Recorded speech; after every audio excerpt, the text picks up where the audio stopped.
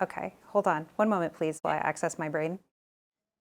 Hi, I'm Nicole Cooper, and I am the first returner with Stoltz. I am a left-handed Aquarius and a bicentennial baby.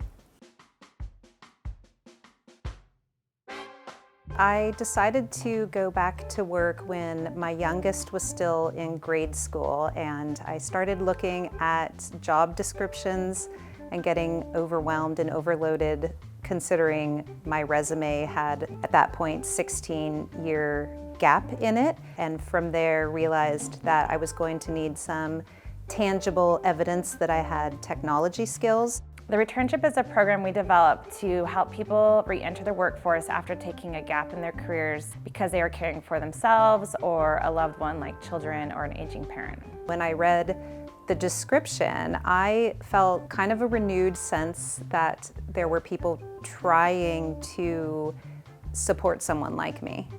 There's a lot of highly qualified, smart, ambitious individuals out there who are being overlooked, and I thought we could do something about this. So we spent about a year developing this program and researching, trying to find other companies that were doing something similar. Had a really hard time finding anyone that was doing anything in the same vein. So we felt like there was a real gap there, and there was an opportunity for us to develop a program like this. The most intriguing parts of the Returnship description were the hands-on skill building opportunities. Everyone has been willing to answer my questions and involve me whenever I've asked. We were super excited by how many people applied for the Returnship. Nicole really stood out to us because she had this innate passion for learning. The MacBook has been my new friend. I also did several lessons on Google Analytics and SEMrush, and it was just fascinating.